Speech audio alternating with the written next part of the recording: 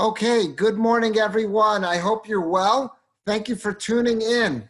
Today is Wednesday, it's June 17th, and we're going to share some great sources, some exciting sources that I found this week for Parshas Shelach. We're going to take a look at something that I had not seen before, but it caught my eye as I was looking over the Parsha. I'm doing the share screen. I have the share screen here, so if anyone was not able to print out the printout that was in the email, you can see it on your screen.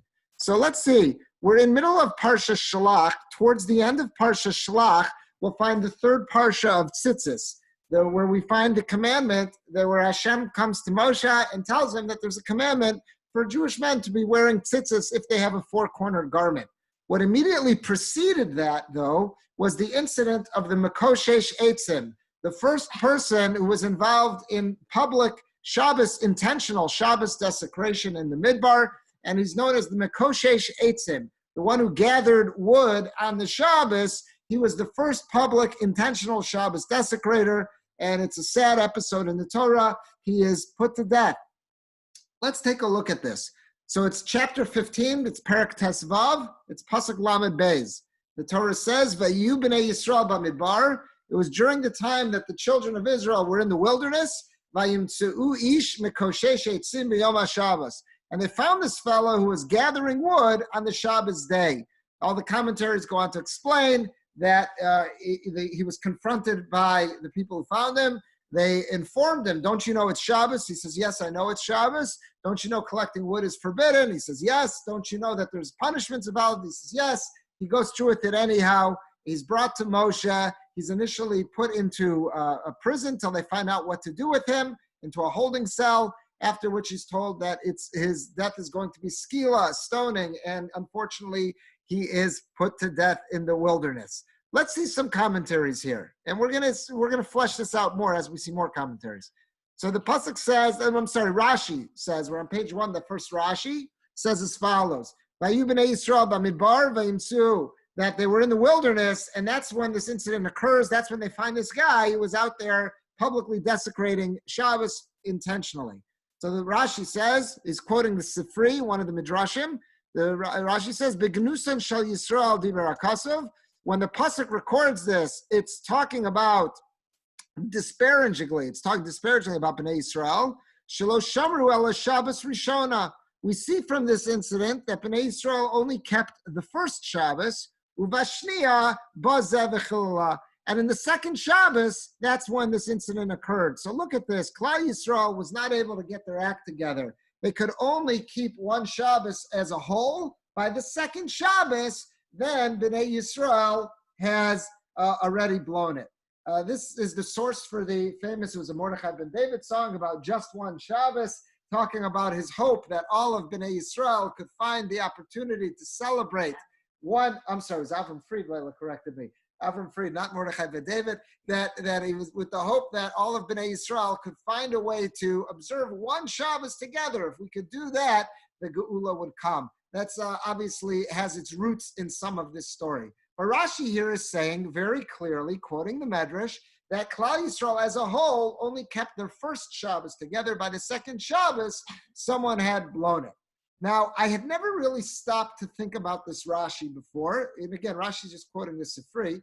I had never really stopped to think about this before. But if you read this Rashi in its simple sense, this means Bnei Yisrael only observed one Shabbos together, which would mean this episode of the Mekoshesh Eitzim occurred the second Shabbos. They were still at Har Sinai.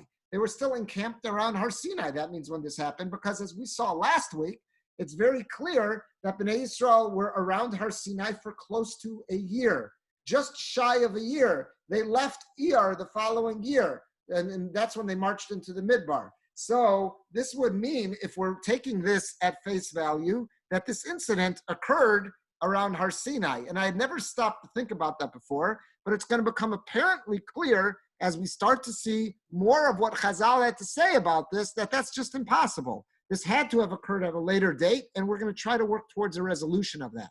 So let's look at this next source. This next source is the Hamek Davar. That's the Netziv, the famous Rav Naftali Tzvi Yehuda Berlin, who's the famous Netziv of Volozhin, and he wrote his commentary to Chumash called the Hamek Davar. And you're going to see what the Netziv does. He's going to try to put a date stamp on this episode by quoting a Tosfos. He's going to quote a Tosfos from Baba Basra, one of the tractates in the Gemara. And from this Tosfos, it's going to become very clear when, at what point in Jewish history, the incident of the Mekoshesh Eitzim occurred. And we're going to see this could not have happened right at Sinai at the second Shabbos that Bnei Yisrael after had received the Luchos. So let's see. The Hamek Davar again is the Netziv. He's quoting a Tosos. He says, Vayu Bnei Yisrael b'midbar. So he's going on the pasuk that says Bnei Yisrael were in the wilderness when this happened. So he says, Hu miyusar. This is extra. Why do I need this? Why do I need this introduction? That Hashem says, before I introduce the story of the Mekoshesh Eitzim, it's important you know when it occurred. It was when Bnei Yisrael were in the midbar. What's that doing there? Don't we know this? That this is when this is occurring? Bnei Yisrael's in the midbar? Ella, why does the pasuk emphasize this? Because this fits in line with what Tosfos said in Baba Basra, Daf Kuf Yotes Amud Beis, B'Shem Medrash. Tosfos quotes a Medrash. Sha'Mekoshesh niskavein l'shem shamayim. The Mekoshesh Eitzim, this guy who was the first public desecrator, intentional desecrator of Shabbos, he had the best of intentions. You know that expression? I remember one of my rabbis in yeshiva, older European rabbi. I was shocked when he said it, but he said it with a glint in his eye. He told us, you know what they say? The path to hell is paved with good intentions, he said. And that's true. It's a true idea, is that there are many people who have had the finest intentions and they've made colossal errors. And the Mekoshesh Eitzim was one of them, according to the Medrash. Sha'Mekoshesh niskaven l'shem shamayim. The Mekoshesh Eitzim had the best of intents when he publicly and intentionally violated Shabbos. What was his intention, according to this Medrash? The Yisrael Savru, the Jewish people thought, the Ein HaTorah Noheges Ela B'Eretz Yisrael. There was a segment of Bnei Yisrael that felt we had received 613 mitzvahs at Har Sinai, but that's only really applicable for when we go into the land of Israel. And we left Sinai marching towards Israel. But what happened at the beginning of Parshas Shelach? The terrible sin of the Meraglim, of the scouts who were sent into Eretz Yisrael. Only 2 out of the 12 remained faithful to Hashem and Moshe. The other 10 came back with an awful report. And this demoralized Bnei Yisrael to wish they had never left Egypt and cry about this. Hashem makes a gezerah, makes a decree. They will spend the next 40 years wandering in the wilderness. That whole adult male generation will die off. Only 40 years later will the next generation, with any of the women who survived, go into Eretz Yisrael. So he says after the sin of the spies and God's decree of the spies, there was a large segment of Bnei Yisrael who had the mistaken idea that the mitzvahs, the 613 mitzvahs, only apply in the land of Israel. Masha Kasav B'Sefer, Vayikra, Chavav, Lamav, he says, and I wrote about this elsewhere in Vayikra, as soon as the decree kicks in that they got to spend the next 40 years wandering in the wilderness, and be exiled from spot to spot,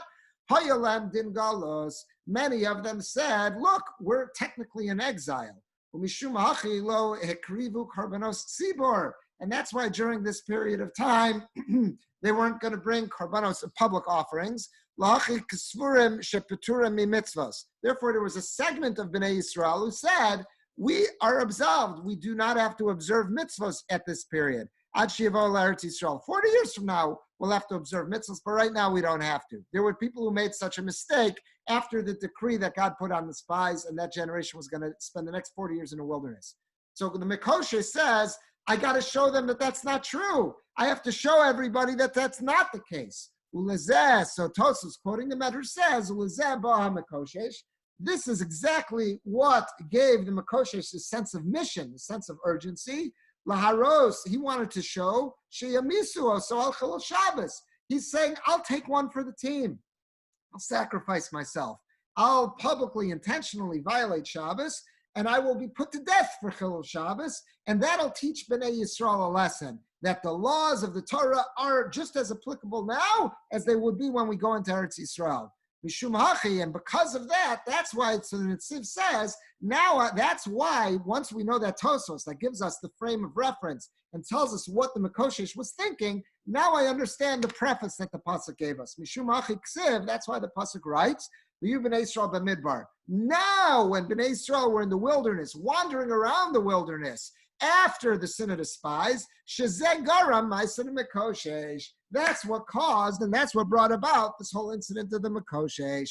Only because they were doomed to wander the wilderness for 40 years, which causes a segment of Bnei Yisrael to think that mitzvahs are not applicable. That's what inspires the Mekoshesh to do his thing. That's why the pasuk starts by saying, "V'yu Bnei Yisrael b'midbar." Beautiful mitzvah. It brings down a beautiful medrash to tell us the motivation of the Mekoshesh, but it creates a problem.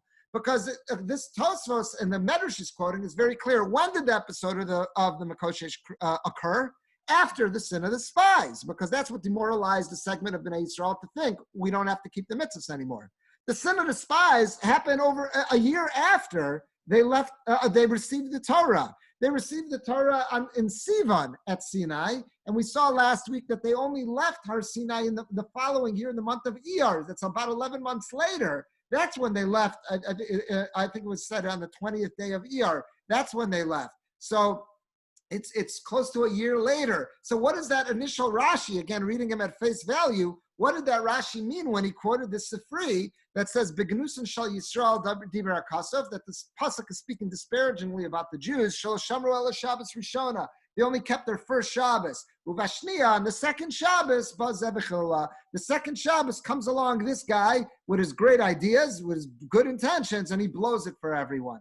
So what does that mean? This occurred after the sin of the spies. The Netziv just quoted that Tosfos from Baba Basra, which quoted a medrash, which is very clear. That's the juxtaposition, and that explains the words of Vayihi b'nei Yisrael b'midbar. So this is the question that we're going to deal with this morning. When did this occur? It seems as if this incident occurred in the second year that Bnei Yisrael is in the wilderness, not in the first year, not in the second week. So what does Rashi mean when he's quoting that Sifri that is saying that this incident occurred on the Shabbos Shniya? So what is that?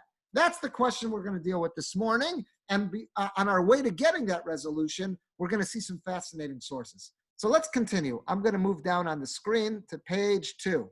Page 2, we're going to be introduced to another fellow who met his end via capital punishment in the wilderness. And this is the Mekalel. The Mekalel is the blasphemer. The blasphemer shows up in Sefer Vayikra. We read about him several weeks ago. I believe it's in Parshas Emor where this takes place. It's the end of Parshas Emor. And this is a terrible story. This is someone who, out of sheer frustration, or what we'll see soon what may have motivated him, but out of desperation or whatever it was that he was feeling, he gets up and publicly curses God using his special name. And there too, this fellow is stoned to death by the kahal, by the congregation. Let's take a look at what the psukim say about this, and we'll see what Rashi quotes midrashim about this. So the pasuk says, this is in Vayikra 24, it's Chaf Daled, so it's pasuk Yud, pasuk 10, verse 10. Here it is. Vayetze ben isha Yisraelis. This fellow goes out, and what's his lineage? His mom is Jewish. He's the son of a Jewish woman. Hu ben ish Mitzri, but he's got an Egyptian father. Besoch b'nei Yisrael, he goes out into the midst of the Jewish camp. Vayinatzu b'machaneh, he gets into a quarrel with some people. And again, who got into this quarrel? Bnei Yisraelis v'isha Yisraeli. This fellow who's got a Jewish mother, he got into a fight with a full-fledged Jewish man. We'll soon see. Rashi will fill in the blanks.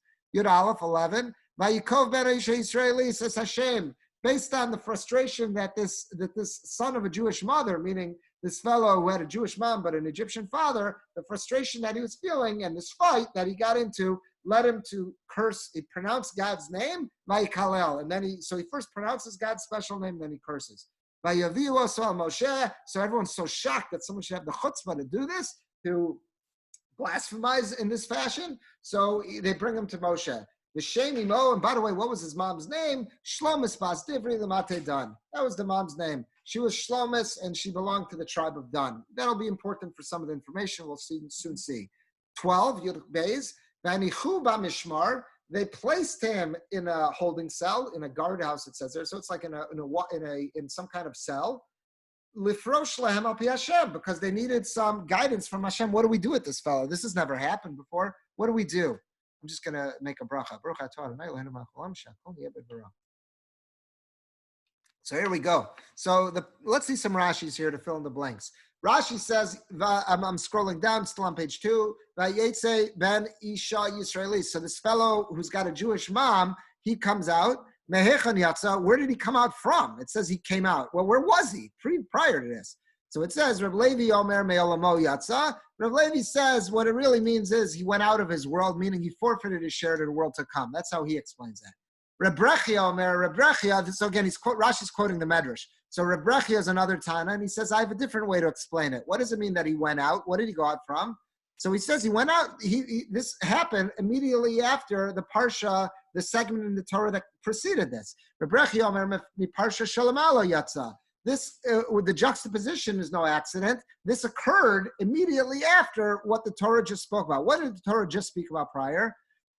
About lechem aponim, the special showbread that needed to be baked on Friday, and then would be in the base, be put in the new batch would be put into the Kodesh section in the Mishkan or the Beis HaMikdash on Shabbos afternoon. The old batch would be divvied up to the Kohanim who were on duty and were leaving, and the new Kohanim coming on duty. So that means every lechem aponim, the showbread, was baked on Friday. It was first put in the next day's Shabbos. So it's 1 day old on Friday. It's now 2 days old on Shabbos, and it's going to sit there till the next week till it's eaten. So it's going to be 9 days before it's eaten. So what does it say? Ligleg, he started to mock this idea about the lechem apanim. V'amar bayom Shabbos yerchenu. You just told us in immediately what preceded this, that on Shabbos, it was baked on Friday, on the preceding Friday, and then it's going to be put in the next day on Shabbos onto the rack, and it won't be eaten until the next Shabbos afternoon. So he mocks him. He says, Derech hamelech lechol pas chama b'chol yom. Isn't it the way of a king to eat warm, fresh bread every day of the week? O shema pas tzonenes shel tisha yomim. What does a king do? Does he prefer hot, fresh bread every day, or does he prefer cold, 9-day-old bread? You're saying, look what you're doing. This is ridiculous. You're saying to bake it on Friday, put it in the Beis HaMikdash Shabbos afternoon, and then it won't be eaten until the next Shabbos. It's 9 days at that time. That's ridiculous. Bimiyah, it's astonishing. So that's what got him worked up. According to Rebrechia, that's what got him worked up. But the final opinion, Umasnisa Amra, but in the Brisa, they taught as follows, and this is what's important to us. Amra mi beis dino shel Moshe yatsa. Where did he go out from? He went out of Moshe's Beis Din, Moshe's courthouse, Mechuyav, and he walked out of there with a guilty verdict. What does that mean? What happened? Balita alo betoch machane Dan. He wanted to pitch his tent in the Dan encampment because that's where his mom was from. Amar lo mativach lakan. So the Danites asked him, "What are you doing here?" Amar lahem ibnei Dan. My Jewish lineage goes back to Dan because my mom is from Dan. Amrulo, they say to him, and it's quoting a pasuk in Bamidbar, which has not happened yet. Ish al diglo ba'osos lebeis avosam ksiv. The pasuk is very clear. How do we decide what shevet a person belongs to? It goes after the paternal, after the father. So if, let's say, someone from Ephraim, whose dad was Ephraim, but his mom was from Dan, where would that guy pitch his tent? In Ephraim, because that's where his dad is. So this guy, they're saying to him, it doesn't go after your mom. Yeah, your mom might be from Dan, but it goes after your dad. And who's your father? He's an Egyptian. You don't have a place here. You should be on the outskirts with the Erev Rav, somewhere with the Klingerans, but you don't belong here. So he gets upset. So nichnas lebeis dino shel Moshe. So they take him. He says, "Let's go to court. I want to see if that's the halacha." They take him to Moshe. V'yatzu mechuyav. And Moshe told them, "Yeah, they're right. Is that you only go to a shevet if that's based on your father. And if you don't have a Jewish father, you're welcome to still, you're a member of Klal Yisrael, but this isn't where you camp. You're going to camp on the outskirts with either the Erev Rav or with those who don't have Jewish fathers. That's where you're going to be. And you're still a member of Bnei Yisrael, but he was very upset and frustrated about this. Amad v'gadaf. So he got up, and that's what made him curse. So that last parish there says, when did this incident of the Mekalel, of the blasphemer, when did it occur? It couldn't have occurred around Har Sinai because Bnei Yisrael had not yet been broken up into camps. That only happens in Sefer Bamidbar. So we know for a fact that this incident of the Mekalel did not happen in Parshas Vayikra. It was taken out of order. We know in Mukdam Umuchar B'Torah, not everything in the Torah is in chronological order. And the incident of the Mekalel did not occur until Sefer Bamidbar. But when specifically in Sefer Bamidbar? So let's go down and see another Rashi. This Rashi is quoting another medrash called Toras Kohanim. It says, Vayinichu. They placed him, they placed the Mekalel, the blasphemer, they placed him all by himself. So it says, Levado, they put him by himself. Look what he says. V'lo hinichu makoshe shimo. They did not put him in the same cell. He did not have a shared cell together with the Mekoshesh, with the guy who violated Shabbos publicly and intentionally. Sheshneim hayu beperek echad. The two incidents of the Mekalel and the Mekoshesh happen at the same point in history, the same time on the chronological timeline, while Bnei Yisrael are in the Midbar. V'yeduim hayu, and Bnei Yisrael knew Shemakoshesh b'misa. Bnei Yisrael knew that the Shabbos violator was going to be put to death. Shenemar, because they had been told at Har Sinai, Mechallah Mos Yumas. They know he's going to be put to death. Avalo Parish Lahem Be'ezah Misa. They just didn't know which form of death. So the Mekoshesh hates him in our parsha. He was put in a holding cell, not because they didn't know what if he deserved the death penalty. They know he deserved the death penalty. They just don't know which form of Misa, which form, how they were supposed to kill him. That's what they're waiting to hear instructions from Hashem. L'kach nemar, that's why the pasuk says, Kilo Parish Mal Yaselo. They don't know what to do with him. Of course they know he needs to be put to death. They just don't know which form of Misa, which form of death. But when it came to the blasphemer, the Torah had not yet spoken out the punishment for a fellow like this. It says, Hashem says, they put him in this holding cell to just find out, what do we do? They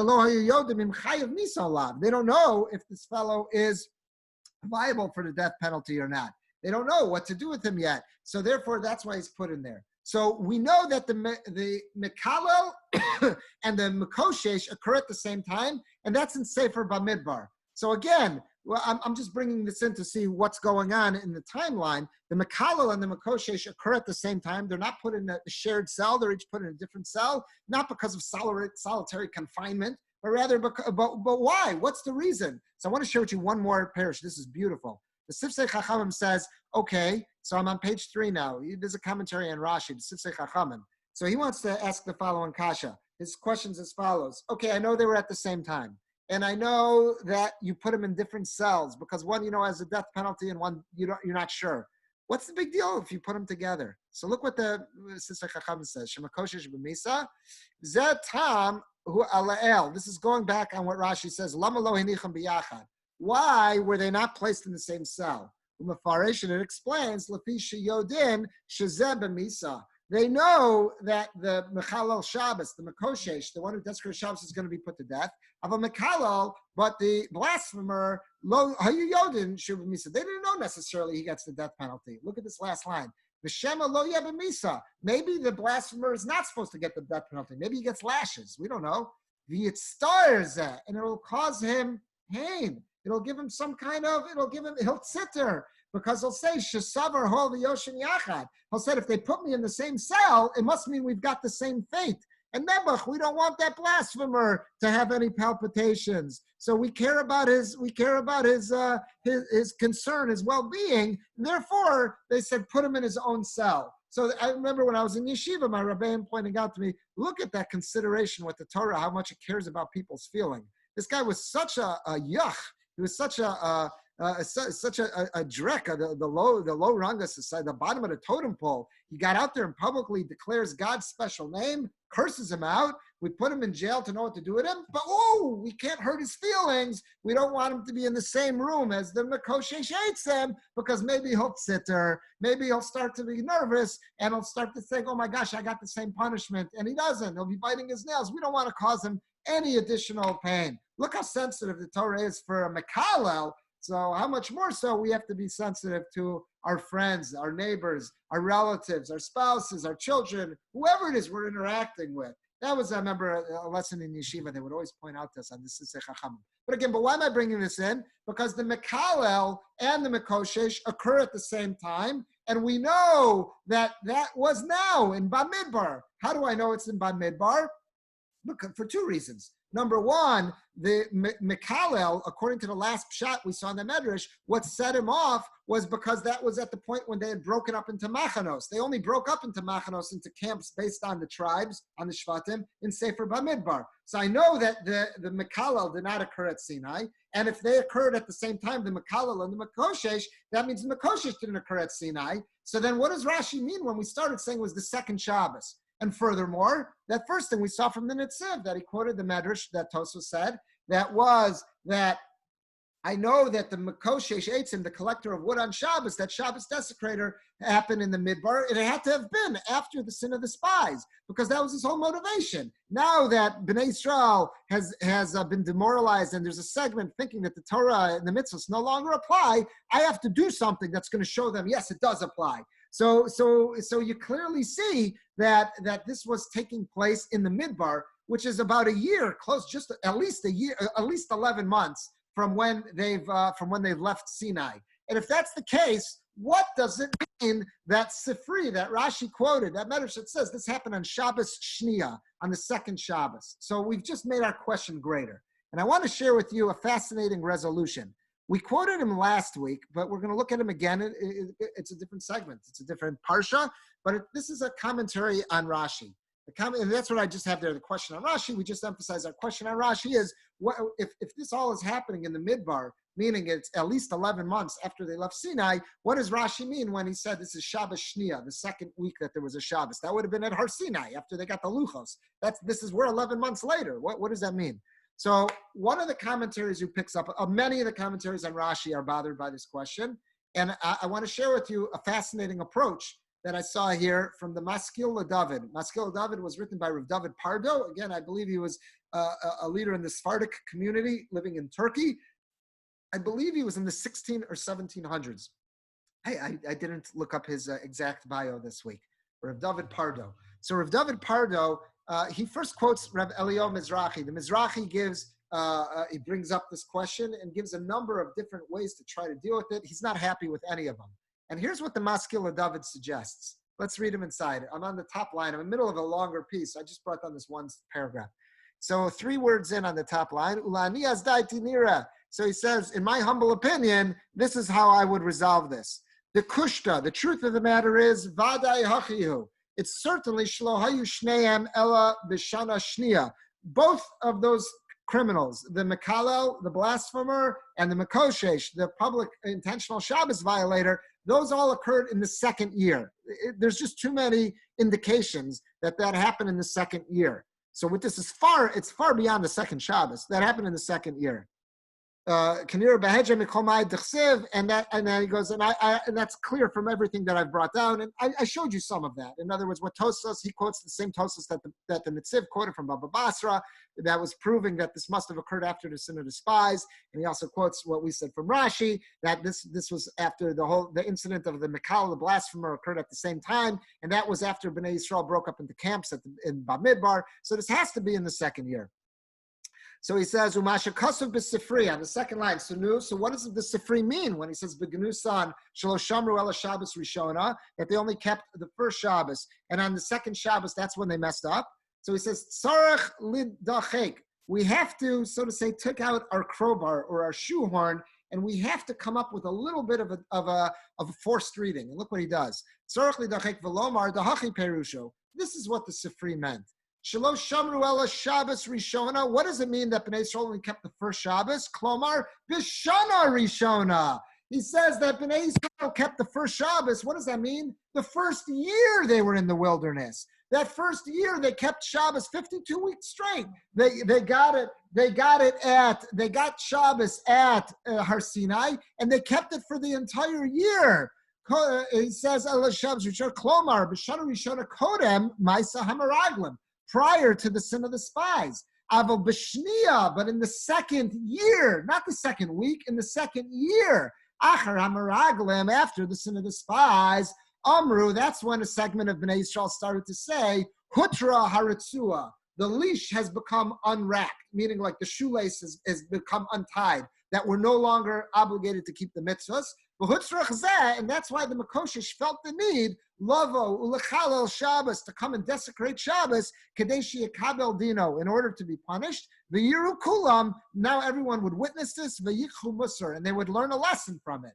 V'zehu Vadai Genusan Shel Yisrael. And that certainly is a derogatory nature about Bnei Yisrael, that there was a large segment of Bnei Yisrael that in the second year gave up on Shmira Shabbos, said, that's it, we're done, we're throwing in the towel, we're wandering in the wilderness for 40 years, that's Golus, that's exile, Torah mitzvahs don't apply to us, we're done. And they throw in the towel, that's it, they're finished. So the Mekoshesh says, I got to do something about this. What am I going to do? I'm going to take one for the team. I'm going to go out and I'm going to publicly desecrate Shabbos intentionally, and I'm going to get put to death. And they will all see that, yes, the Shabbos, the halacha, the Torah still applies. That's what the Mekoshesh does. So look at what the Maskil David is doing. The Maskil David is so to say, rereading that Sifri that Rashi quoted. I'm just going to scroll back up to the top. Let's look at that Rashi again, according to the Maskil David's reading. Look at that Rashi that we started with. V'yu b'nei Yisrael b'midbar, they were in the wilderness and they found this guy. They found this guy. B'gnusan shal Yisrael diber akasov. This is an incredibly derogatory statement about the state of the Jewish people at this time. Again, the Maskil David says, well, yeah, I understand that. You know why it's so derogatory? This wasn't just one guy who sinned. The whole reason he sinned is because he saw a huge segment of Bnei Yisrael threw in the towel and said Shabbos doesn't apply anymore. Torah and mitzvahs don't apply anymore. And that's why he jumped up and says, I got to do something about it. Shalosh Shamru Ela Shabbos Rishona. So the way he's reading that is, Rav David Pardo, they only kept Shabbos during the first year until the sin of the spies. Ubashniya, in the second year after the sin of the spies, that's when everything started to fall apart. Hutra haratzua, the shoelace got untied, everything's falling apart, and he says, I got to do something about it. And this guy jumps up and he says, I'm going to be Mechalel Shabbos, take one for the team, take the hit, and that's what he did. This is a totally different reading of the Sifri that Rav David Pardo, the Maskil David, feels the need to take. But again, why is he doing this? He feels compelled to do this because he says it can't possibly mean the second Shabbos. The second Shabbos, they were still at the base of Har Sinai, and there are so many indications that this is occurring the second year. So how do I reconcile this? By saying we must be, that the Sifri didn't use the exact lashon, the exact wording which he meant to use. But you can see he's not 100% happy with this. Let's just look back at back in the Maskil David on the bottom of page 3. So I'm about 4 lines from the bottom. He says, he goes, 5 lines from the bottom, last 2 words on the line. Move on, and now this also explains my demargish Rashi. What was bothering Rashi? What was Rashi being so sensitive to? Dahainu masha kasav yu b'nei Yisrael b'midbar. That Rashi picks up on this fact that, and this is what the Nitziv mentioned as well, there's like some extra words that this incident occurs when Bnei Yisrael was in the Midbar, in the wilderness. Doesn't everyone know that they were in the Midbar, that they were in the wilderness? What's it teaching us? But according to the way I'm explaining it, it all makes sense. This is what it's teaching us. This whole incident occurred because Bnei Yisrael were in the Midbar, meaning this is exactly what the Nitziv was working with. It was decreed on them that in this wilderness you will all fall and die, that whole generation of adult men. Now there was a segment of Bnei Yisrael who said it's time to untie the shoelace. All bets are off. We're allowed to violate the Torah now. And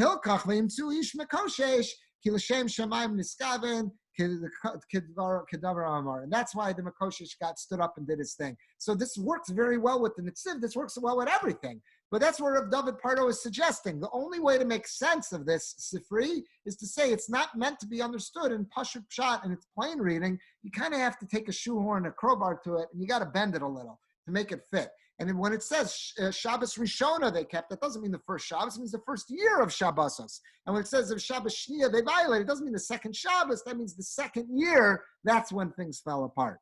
Now, I said last year that Rav David Pardo wrote another work, at least one other work that I know of, I'm sure he wrote more. He wrote another work that was a commentary to the Sifri, and it's called the Sifri de Beirav. So I said, I want to look up, did he also say this in the Sifri de Beirav? So, because remember, Rashi, who said that this was the first Shabbos, that's what they kept, but the second Shabbos they broke, he was quoting the Sifri. So I said, let me see in Rav David Pardo's commentary on the Sifri, is he sensitive to this as well? And yes, he was, but you'll see, now he expresses some reservations about his pshat. Let's see what he does here. So I'm on the top of page 4. This is Sifrei de Beirav. This is that same Rav David Pardo who wrote the Maskil David. Here's his commentary on the Sifrei. And he says, V'yu b'nei Yisrael, he's going on the original, what Rashi had quoted the Sifrei, he's going on the Sifrei. So he says here, Rabbeinu Hillel v'chein Maharan, Niskashu b'zeh, these are different Rishonim. He says they were very bothered by this Sifrei. B'zah Medrash, V'lo helu miyadi. And he goes, basically, there hasn't been a good resolution that's come out, how to reconcile the fact that this Sifrei seems to be saying that the sin occurs the second Shabbos, which would have meant that it was while they were still at the foot of Har Sinai, when all these other indications seem to say this is happening after the sin of the spies, at least in Sefer Bamidbar. So what's going on? He says, V'hinei Medrash zeh heviu Rashi b'chumash. Rashi quotes this Medrash. V'aram, that's Rav Eliyahu Mizrahi, harbe lahakshos alav. He asked many questions, kamakushos. He asked many good questions on this. V'nidchak l'taretz. And he tried really hard to come up with answers, but I didn't like any of his answers. And many of the commentaries on Rashi, they didn't like his answers either. Ba'ani, and me, in my humble opinion, the Sifri and the Sefer and the work that I wrote called Maskil David, which we just saw above, in my earlier work called Maskil David, Hosafti Lahakshos, I jumped on the board and I asked more questions. Ben al Ikra Medrash, Ben al Teretz Haram. I also asked on this Medrash, I asked what I don't like about the Mizrahi. V'alakol she'ein zeh shum gnus li Yisrael. And one of his kashas, one of his questions that he asked is, what does the Sifri mean when he says this is a gnus? This is disparaging about Bnei Yisrael. If anything, it's singing Bnei Yisrael's praises, that there was just one Jew who was Mechal Shabbos, not everybody. But he says, but my suggestion was what we just saw up above, and that could explain the gnus, that the whole reason why the Mechal Shabbos jumped up is because he saw a sizable segment of Klal Yisrael was ready to throw away Shabbos. That's what made him act. That's the gnus, right? So now he says as follows. Ukasavti, and I wrote there in Maskil David, lidachek belashon sifrin, to kind of bend the words of the Sifri. The Mashakasav, that when the Sifri wrote Shabbos Rishona, lav dafka, when he wrote the first Shabbos, he didn't really mean the first Shabbos. Ala Klomar, what did he really mean? Shabbos Berishona, Dahayu B'Shana Rishona. He meant the first Shabbos, which means the first year of Shabbosas. Ad Sheshalchu HaMeraglim B'Shniya, until they sent the Meraglim in the second year. He's saying in concise form, that's what I suggested in Maskil David, and that could take care of everything. But then he goes, but I have to be honest with you. It's very, I like my pshat, but it is asking a lot of the basic words of the Sifri. I'm kind of bending it. The words of the Sifri don't look that way. The words of the Sifri are Shabbos Rishona, which literally would mean the first Shabbos, and then Shabbos Shnia, the second Shabbos. So I like my suggestion, but I am a little bit uncomfortable with it because I am using a crowbar. I'm using a shoehorn to really bend the words of the Sifri to make this work. So he ends in the Sifri of Beirav by saying, even though that's what I suggested, I'm not entirely comfortable with it. I want to share with you something that if I could meet Rav David Pardo, and maybe Achar Me'av Esrim Shana, I'll have the zechus of meeting the neshama of Rav David Pardo, something I want to share with him that might make him sit a little bit easier with what he suggested. And this is something from another commentary on Rashi called the Yeriyo Shlomo, was written by the great Maharshal, Rav Shlomo Luria. Rav Shlomo Luria was one of the leaders of Polish Jewry in the late 1600s. He also wrote a commentary to Rashi. And look what I found in him. This was amazing. He says, he's going on this Rashi. He says, B'divrei Maschaviyu Bamidbar. He says, Shana Rishona. And he knows all the questions that the Mizrahi, everyone's asking on Rashi. And he says, I got to share something with you that I found. He says, Kushya Zeh, this question that everyone's asking, that the Sifri, it doesn't seem to make sense. It's saying that this happened on the second Shabbos, which would mean it happened at the foot of Har Sinai. But we have all these other indications to say that it occurred in Sefer Bamidbar. He says, I've got a way to solve it. He says, Matsasi b'Sefer Yashon Noshan. I found an answer in a very old Sefer. He doesn't tell us what Sefer. He doesn't tell us who the Mechaber, who the author was, but he's saying it was ancient. It's not from our times. It's way earlier than us. Muchtav al Klaf. And it was handwritten on parchment. This is before the printing press. This is going way back. Shechiber Gadol Bedoro. It was composed by one of the greatest Torah scholars of his generation, and unfortunately it does not give us the name. Perish al Sifri. And this scholar wrote a commentary on the Sifri. And he was bothered by this question as well. V'tiretz, how did he answer it? That's an abbreviation. De Tos Sefer, Tos Farim Hu B'Sifri. There is an incorrect text that made itself into the Sifri. is that everyone is struggling with how does this Sifri make sense? It says Shabbos Rishona. In the first Shabbos they kept, Shabbos Shnia they broke. And everyone's trying to say, what does that mean? They didn't break. I'll prove to you this whole incident didn't occur till Bamidbar. He says, you know why this problem exists? Because of a Torah Sofer. There was a textual error that made its way in one of the copyists when he was writing it over. Remember, everything was hand copied. So someone had to scroll, they hand copied it, the next person hand copied. It's like the game of telephone. Somewhere in the line, he says there was a mistake that got into the text.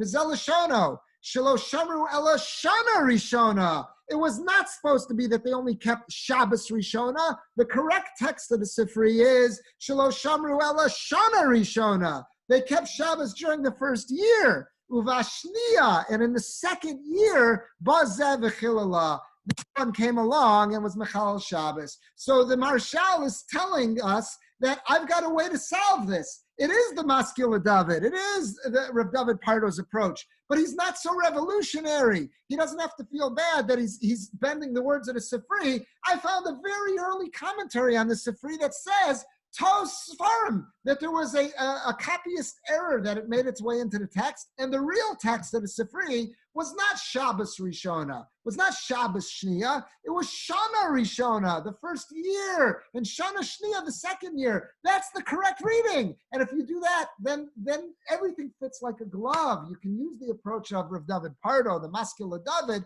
and you're not bending the words of the Sifri. We're correcting the words of the Sifri. And I've got an ancient manuscript that tells me that is the correct words of the Sifri. So now everything can fit like a glove. So I wish I could share this with Rav David Pardo and say to him, you had an awesome suggestion. You had a great way to make sense of this. And don't feel bad that you bent the words of the Sifri. I found the Maharshal, and the Maharshal says he found an ancient manuscript of someone who corrected the Sifri into the sentence. Now you would fit like a glove with him. So rest easy, Rav David Pardo. I wish I could share this with them. And God willing, Achar Me'aves from Shana, that'll be something that maybe it will give him some menuchas hanefesh. I'm sure the Marshal already shared this with him, but up in Shemayim.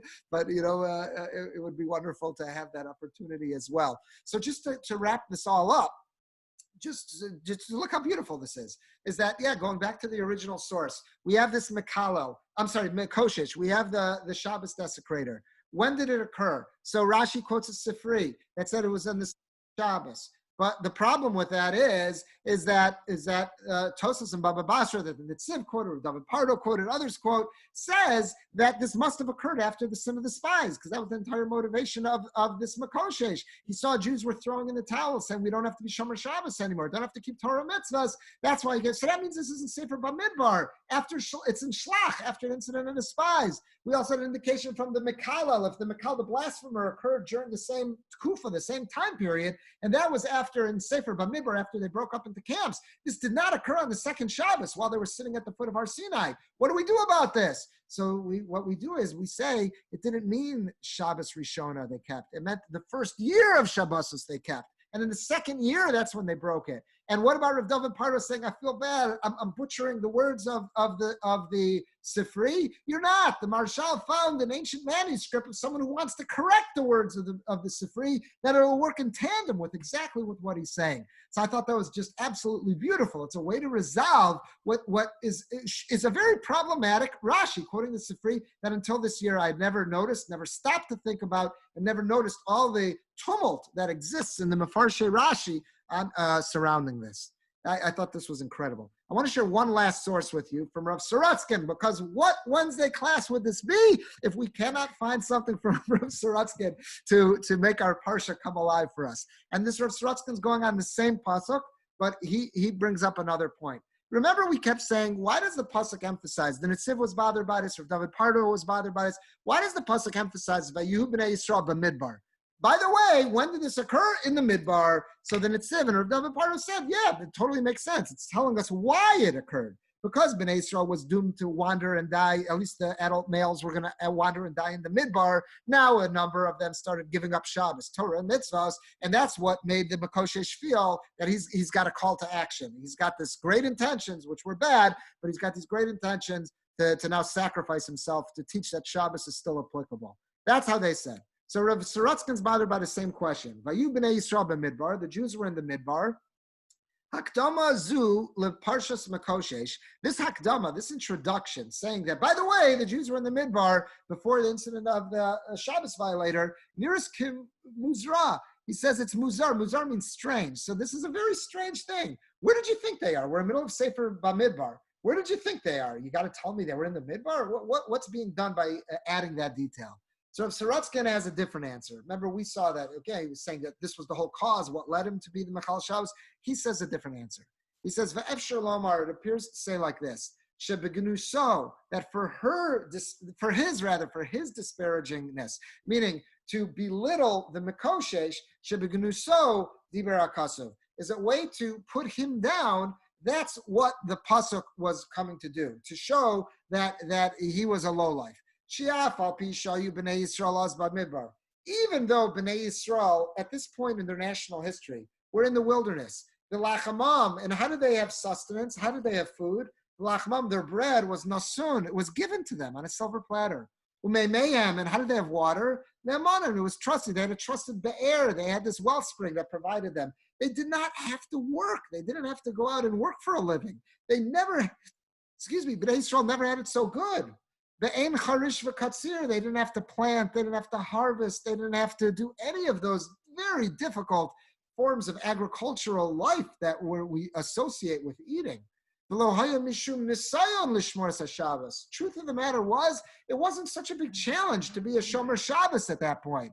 The Afal P came, and even though it was no big challenge to be a Shomer Shabbos, even with all that, Nimsa Mekoshe Sheitzim and B'Yom Shabbos. Look at this low life. Even though there was no Nisayon, there was no big challenge to be a Shomer Shabbos at this point in history, this guy still said, I'm gonna be Mechal Shabbos. Even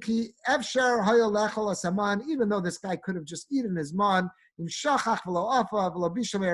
maybe this guy, what happened was he was absent-minded, so he didn't bake it properly before Shabbos. He could have still eaten it raw. Man was something that, yeah, you could bake it if you wanted, but you could eat it raw, and it's just as delicious and nutritious. Kamosha, he could have eaten it in its natural state. And he still says, I'm going to go gather wood to light a fire so I can bake my man. What a low life. That's how Rav Sorotzkin sang it. So again, whereas others, the Netziv quoted the Medrash and Rav David Pardo quoted the Medrash, that it was emphasizing, no, the fact they were in Midbar was his whole impetus to do this because he wanted to stand up and take one for the team. It was L'Shem Shemayim.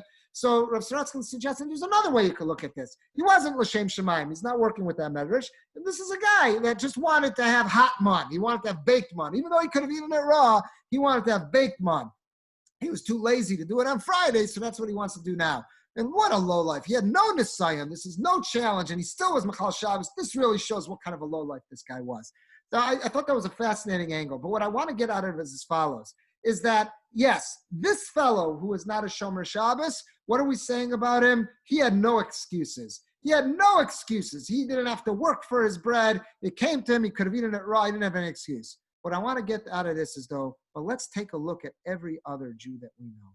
Every other Jew that we've encountered, none of us are living in the Midbar anymore. None of us are getting man given to us on a silver platter. None of us have mayim from a be'er, from a wellspring, a trusted wellspring of water. It's always going to be there for us. We are living in a world of b'zeas apecha tocha lachem, that from the sweat of our brow, that's how we earn a living. And we are all challenged. And all of us know Jews who, for one reason or another, have not been able to live up to the challenge. They are not this Mekoshesh. They are not this Mekoshesh. And we have to look for a way to be Malamed Zechus. We have to look for a way to somehow say, Nebuch, they weren't able to stand up to the challenge, but there was a challenge. And I'm sorry, they didn't have the way to stand up for it. They're not this Mekoshesh. Here, Rav Sorotzkin is saying, this Mekoshesh, we could look at him and say, what a rotten character. There was no challenge, and he still was Mechal Shabbos. We're not living in the Midbar. And anyone that we see who's a Mechal Shabbos, either they were brought up in a household that they just didn't know any better, or there were tremendous nisyonos. There were tremendous challenges that pulled them away from Shmira Shabbos. And we should find some way to be Malamed Zechus, to say Nebuch. We wish they were Shomer Shabbos. But, we have to recognize there was some great challenge that was posed to them, and they weren't strong enough to stand up for it. But that's at least give them that credit. Let's not treat them like we treat this Mekoshesh. This Mekoshesh here, Rav Sorotzkin saying there was no excuse for it. All the other Mechalei Shabbos that we've encountered in our lives, we expect more from them, we expect more from ourselves, and we hope more for them. We hope that with the right environment, with the right education, and the right example that we might set for them, we might be able to pull them along. We might be able to share with them the beauty of Shabbos observance, and they may be able to incorporate that into their lives. But what we have to recognize is that they're mechalel Shabbos either through a lack of education, what in Chazal is called tinok shenishba, a child who was separated from their people at a young age. They never were exposed to the beauty of Judaism. Or we could say they had tremendous nisyonos. You read accounts of what people had to deal with at the start of the 20th century as immigrants were coming over, and how rare it was for someone to have been able to be Omed ben Nisayon, to have stood strong and been able to say, I'm going to be a Shomer Shabbos, despite all the challenges to making a living that are out there. There were few and far between who were able to do that.